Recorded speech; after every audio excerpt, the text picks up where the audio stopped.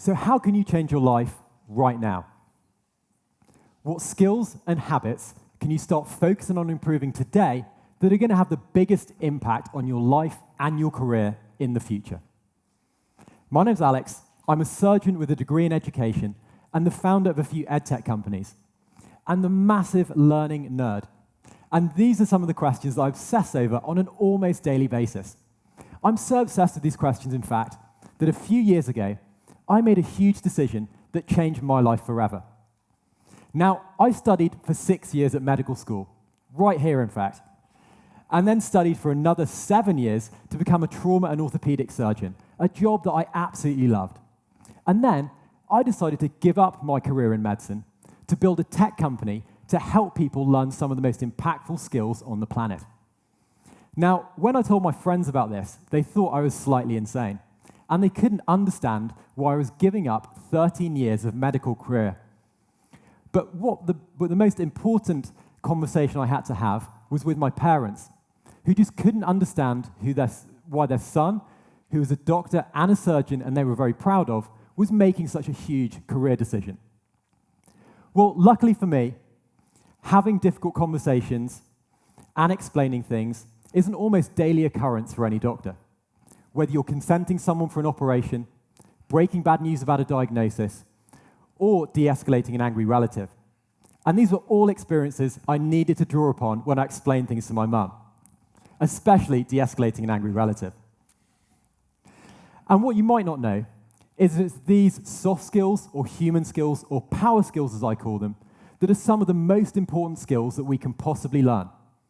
Because they don't just impact our work life, they also impact how we communicate with our families, how we make friends, how we build and develop relationships, how we navigate ourselves through difficult circumstances, and how we have difficult decisions and career choices. Now, I'm a massive fan of using immersion for learning. Because how do you learn a language? Well, you don't just learn the principles, you immerse yourself in it, and then you commit to deliberate practice, and you get better and better until you've mastered it.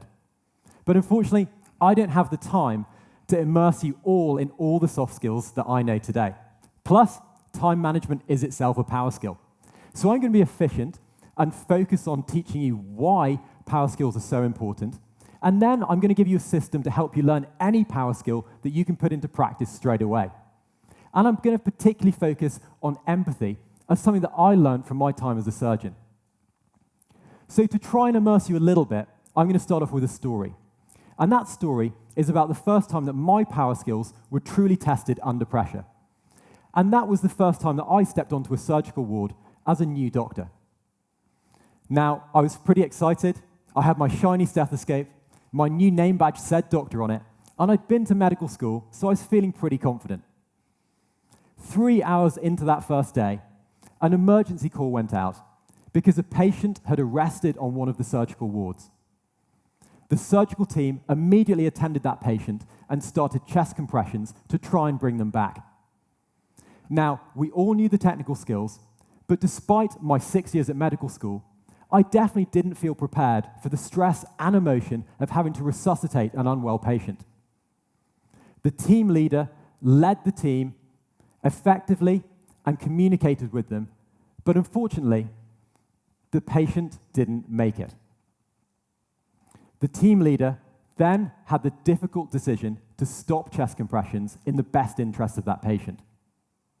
He then had to debrief the surgical team and explain to the doctors and nurses what had happened so that they could process things and weren't too stressed. More than that, he turned this pretty terrible experience into a potential learning opportunity so that those same doctors and nurses could get better in their careers.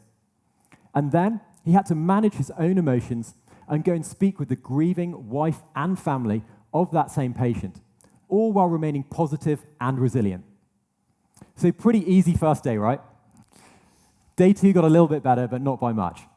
But what did I take from this experience? Well, it wasn't the technical skills that mattered. It was the power skills like empathy and leadership and being able to turn a negative experience into a positive learning opportunity that was so impactful to everybody involved. And often we forget just how powerful our soft skills can be because we use them every single day. And perhaps we don't really appreciate how impactful they are to those around us.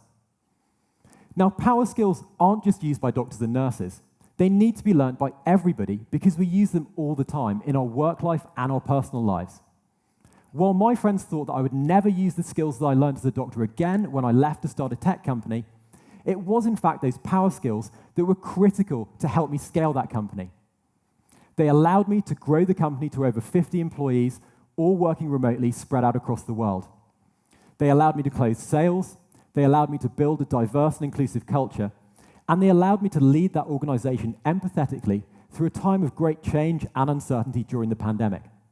So I'm a massive believer that power skills are the most important skills that you can learn today that will change your life. They can improve your health, your wealth, your love life, and your happiness. And if you still don't believe me, just check out LinkedIn or Udemy's workplace learning reports, which every year outline the most desirable and in-demand skills from corporates across the world. And they're not technical skills like coding or marketing or how to perform a knee replacement. They're soft skills and power skills like being resilient, being creative, being empathetic, and being a good leader. Now, the problem with power skills or soft skills is that they're not soft at all. They're actually really hard. There are lots and lots of them, and people just don't know where to start. And some people don't even think they can be learned at all. Well, on my own journey into learning power skills, I've interviewed over 100 leaders, and I've researched even more cognitive psychology journals and read even more books on the topic.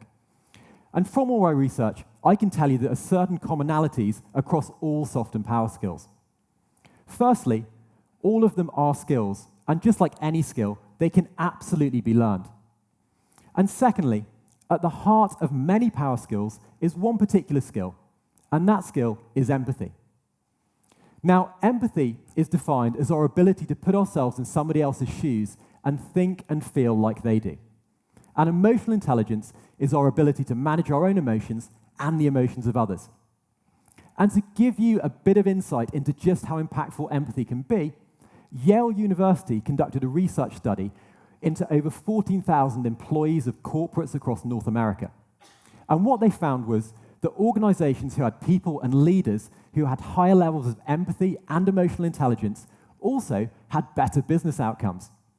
Outcomes like higher rates of employee engagement, better employee retention, more diverse and inclusive cultures, and even higher levels of innovation and creativity. And when they looked a little bit closer, they found that the people who were able to manage their own emotions and the emotions of others also reported lower levels of clinical stress and better personal lives. So who here would like to learn the skills that can help you to build relationships, improve your health, reduce your stress, and improve your career prospects? Well, the reason that I call them power skills is because it shouldn't be hard skills and soft skills. It's the technical skills that we need to do our jobs every single day. And then the human skills or power skills that allow us to be better human beings that give us the power to change our lives. So I'm going to give you 5 steps right now that you can apply to any power skill, from empathy to creativity to time management. And I've already given you step 1, because that's the most important step. And step 1 is to first truly believe and understand that power skills can be learned through long-term deliberate practice. And if you commit to that deliberate practice, they will change your life forever. Now, to go a little deeper here, if we look at the argument that people apply when they say power skills can't be learned, it's the same argument they apply to things like intelligence or sporting ability, or in fact, any type of talent. And this argument has already been disproven by the work of Stanford psychology professor Carol Dweck and her work on the growth mindset. And this work can be summarized by the phrase, hard work beats talent when talent doesn't work hard. So while genetics and social upbringing might give people a little bit of an advantage with things like public speaking or communication or empathy, if you commit to long-term deliberate practice of those same skills, you'll get better really fast. And you might even surpass those with innate ability if those people don't work as hard as you. Now, the problem with practicing and learning power skills is that practicing them can be scary. By nature, we humans are social animals, And we don't like to be judged because we think it might impact our social capital. And skills like communication are so closely linked to who we are as individuals and our own identity. So step number 2 to learn any power skill is all about detaching who you are and your identity from the actual skills that you're learning. Now, this can be tough. So one thing that can really help you is to adopt what's called a childlike or a beginner's mind. Now, this is a concept outlined by author Shunryu Suzuki in his book Zen Mind, Beginner's Mind. And what he basically says is that, like a child, when learning something new, we should be open to all possibilities. And while we should reflect upon and learn from past experiences, we shouldn't let them hold us back. So if you've had a really bad experience of public speaking, or you've been rejected when you've asked somebody out on a date, you need to let it go, and you need to focus on taking action to improve your power skills from where they are now. And if you do that and you commit to that action, you'll start to love that journey to get better. And you'll start to become indifferent to what other people think. Now, to give you a very personal example of this myself, last year I challenged myself to get better at speaking directly to a camera and explaining complex topics in simple terms. Now, to do this, I didn't want to do it privately. Instead, I chose to start a public YouTube channel and commit to upload one video on learning every single week. Now, at first, I absolutely did not want to do this. I was stuck in my head, I was worried about being judged and how people would perceive me, and I didn't want to be a YouTuber. But I held my beginner's mind, I committed to deliberate practice and action, and I persevered, uploading one video a week for an entire year. And do you know what happened? Well, the first handful of videos absolutely sucked. They were really terrible. But week by week, video by video, I gradually got better. And then, after that year, my confidence had improved so much at being able to speak to camera and explain complex topics in simple terms. But more than that, I'd become even more indifferent to the opinions of others. So once you've completed step 2, which is to remove who you are and your identity and taking things personally with the skill that you're learning, you can then progress to step 3. And step 3 is to actively seek out as much feedback as possible on this power skill that you're trying to learn. This will help you identify your weak areas and any blind spots you might have. Now, when I worked as a surgeon, every 6 months, we had to do what was called a 360 appraisal. And this involved our teammates and even patients feeding back on our clinical ability. Now, while we're open to accepting criticism and coaching on technical skills through things like exam scores or sales performance, we're less likely to go out and seek feedback and actively ask for help on things like our empathy or our leadership or our communication style. One of the most impactful things that I did as a founder and CEO of a tech company was to actively seek feedback on my leadership style from all of my employees. And initially, I didn't want to acknowledge any negativity at all. And I was a little bit shocked when some of the feedback about my communication style on occasion was that I could be a little bit direct and a little bit terse. But I committed to feedback and understanding why this was happening.